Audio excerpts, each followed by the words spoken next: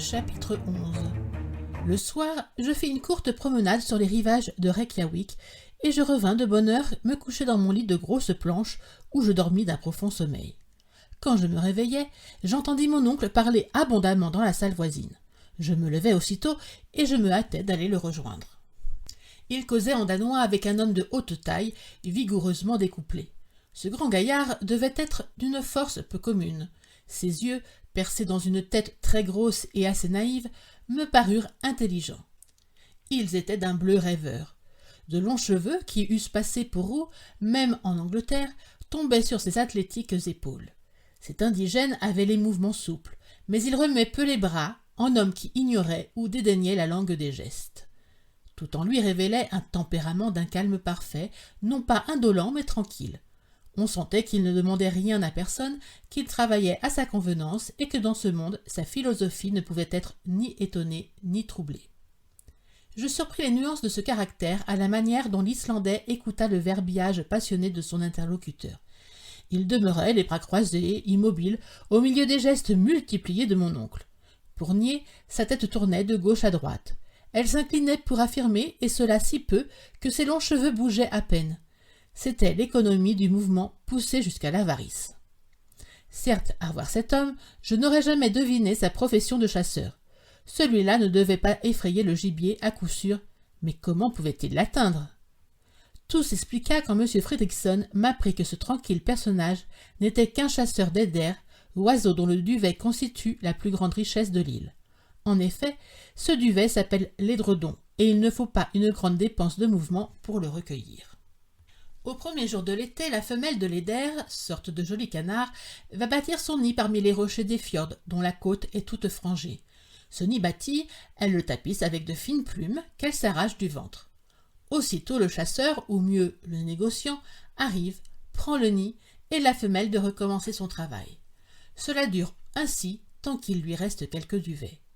Quand elle s'est entièrement dépouillée, c'est au mâle de se déplumer à son tour.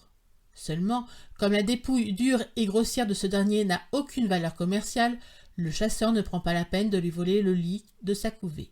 Le nid s'achève donc, la femelle pond ses œufs, les petits éclosent, et l'année suivante, la récolte de l'édredon recommence.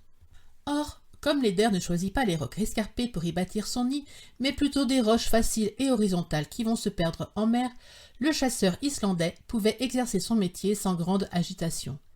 C'était un fermier qui n'avait ni à semer ni à couper sa moisson, mais à la récolter seulement. Ce personnage grave, flegmatique et silencieux se nommait Hans Bjelke. Il venait à la recommandation de M. Fridriksson. C'était notre futur guide. Ses manières contrastaient singulièrement avec celles de mon oncle. Cependant, ils s'entendirent facilement. Ni l'un ni l'autre ne regardait au prix. L'un prêt à accepter ce qu'on lui offrait, l'autre prêt à donner ce qui lui serait demandé. Jamais marché ne fut plus facile à conclure. Or, des conventions, il résulta que Hans s'engageait à nous conduire au village de Stapi, situé sur la côte méridionale de la presqu'île du Sneffels, au pied même du volcan. Il fallait compter par terre 22 000 environ, voyage à faire en 2 jours, suivant l'opinion de mon oncle. Mais quand il apprit qu'il s'agissait de 1000 Danois de 24 000 pieds, il dut rabattre de son calcul et compter, vu l'insuffisance des chemins, sur 7 ou 8 jours de marche. 4 chevaux devaient être mis à sa disposition, 2 pour le porter, lui et moi, 2 autres destinés à nos bagages. Hans, suivant son habitude, irait à pied. Il connaissait parfaitement cette partie de la côte et il promit de prendre par le plus court. Son engagement avec mon oncle n'expirait pas à notre arrivée à Stapi. Il demeurait à son service pendant tout le temps nécessaire à nos excursions scientifiques au prix de 3 riksdals par semaine. Seulement, il fut expressément convenu que cette somme serait comptée au guide chaque samedi soir, condition sine qua non de son engagement. Le départ fut fixé au 16 juin.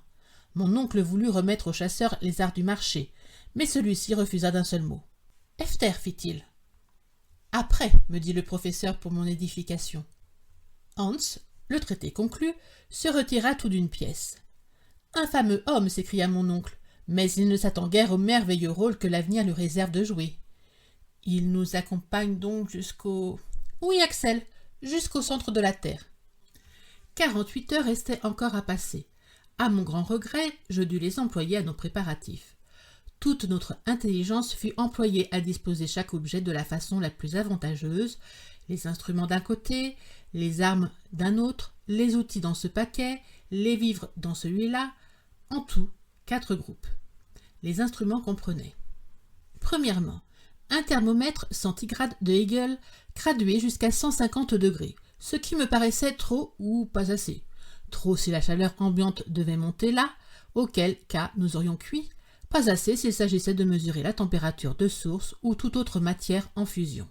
Deuxièmement, un manomètre à air comprimé disposé de manière à indiquer des pressions supérieures à celles de l'atmosphère au niveau de l'océan.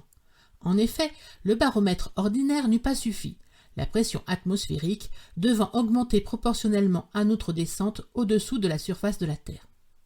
Troisièmement, un chronomètre de Boissonnat jeune de Genève, parfaitement réglé au méridien de Hambourg.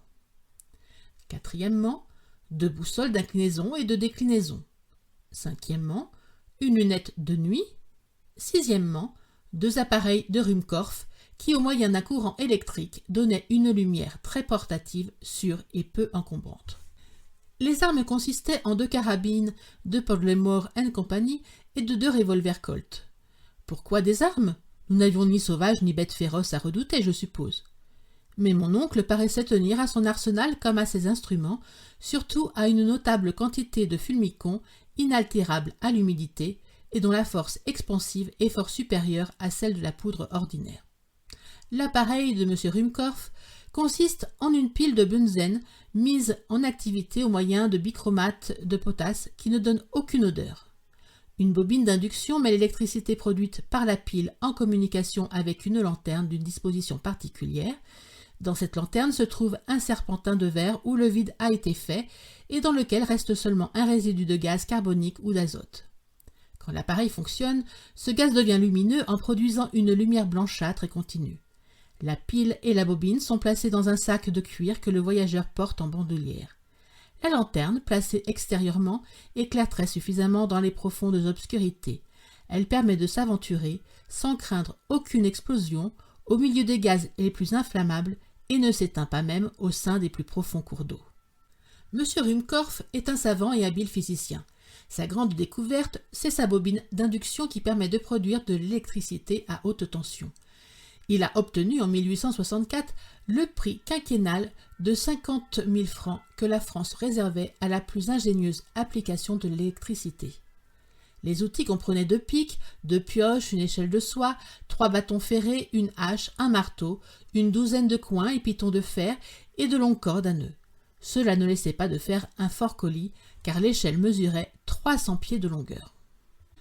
Enfin, il y avait les provisions. Le paquet n'était pas gros, mais rassurant, car je savais qu'en viande concentrée et en biscuits secs, il contenait pour 6 mois de vivres. Le genièvre en forme toute la partie liquide, et l'eau manquait totalement. Mais nous avions des gourdes, et mon oncle comptait sur les sources pour les remplir. Les objections que j'avais pu faire sur leur qualité, leur température, et même leur absence, étaient restées sans succès. Pour compléter la nomenclature exacte de nos articles de voyage, je noterai une pharmacie portative contenant des ciseaux à la mousse, des attelles pour fractures, une pièce de ruban en filet cru, des bandes et compresses, du sparadrap, une palette pour saigner, toutes choses effrayantes. De plus, une série de flacons contenant de la dextrine, de l'alcool funéraire, de l'acétate de plomb liquide, de l'éther, du vinaigre et de l'ammoniac, toute drogue d'un emploi peu rassurant. Enfin, les matières nécessaires aux appareils de Ruhmkorff. Mon oncle n'avait eu garde d'oublier la provision de tabac, de poudre de chasse et d'amadou, non plus qu'une centaine de cuirs qu'il portait autour des reins et où se trouvait une suffisante quantité de monnaie d'or, d'argent et de papier. De bonnes chaussures, rendues imperméables par un enduit de goudron et de gomme élastique, se trouvaient au nombre de 6 paires dans le groupe des outils. Ainsi vêtu, chaussé, équipé, il n'y a aucune raison pour ne pas aller loin, me dit mon oncle. La journée du 14 fut employée tout entière à disposer ces différents objets. Le soir, nous dînâmes chez le baron Tramp, en compagnie du maire de Reykjavik et du docteur Hjaltalin, le grand médecin du pays. Monsieur Fridriksson n'était pas au nombre des convives. J'appris plus tard que le gouverneur et lui se trouvaient en désaccord sur une question d'administration et ne se voyaient pas. Je n'eus donc pas l'occasion de comprendre un mot de ce qui se dit pendant ce dîner semi-officiel. Je remarquai seulement que mon oncle parla tout le temps. Le lendemain, 15, les préparatifs furent achevés. Notre hôte fit un sensible plaisir au professeur en lui remettant une carte de l'Islande incomparablement plus parfaite que celle d'Anderson, la carte de M. Olaf Nicolas Olsen, réduite au 1/480 millième et publiée par la Société littéraire islandaise d'après les travaux géodésiques de M. Kjell Frisak et le levé topographique de M. Björn Gumlaugsson. C'était un précieux document pour un minéralogiste. La dernière soirée se passa dans une intime causerie avec M. Fridriksson, pour lequel je me sentais pris d'une vive sympathie. Puis, à la conversation succéda un sommeil assez agité, de ma part du moins. À 5 heures du matin, le hennissement de 4 chevaux qui piaffaient sous ma fenêtre me réveilla. Je m'habillai à la hâte et je descendis dans la rue. Là, Hans achevait de charger nos bagages sans se remuer, pour ainsi dire. Cependant, il opérait avec une adresse peu commune.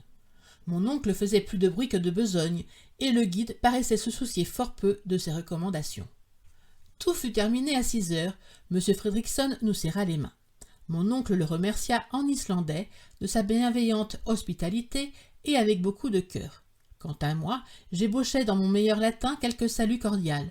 Puis, nous nous mîmes en selle, et M. Fridriksson me lança avec son dernier adieu ce vers que Virgile semblait avoir fait pour nous, voyageurs incertains de la route. Et quacumque viam dederit fortuna sequamur.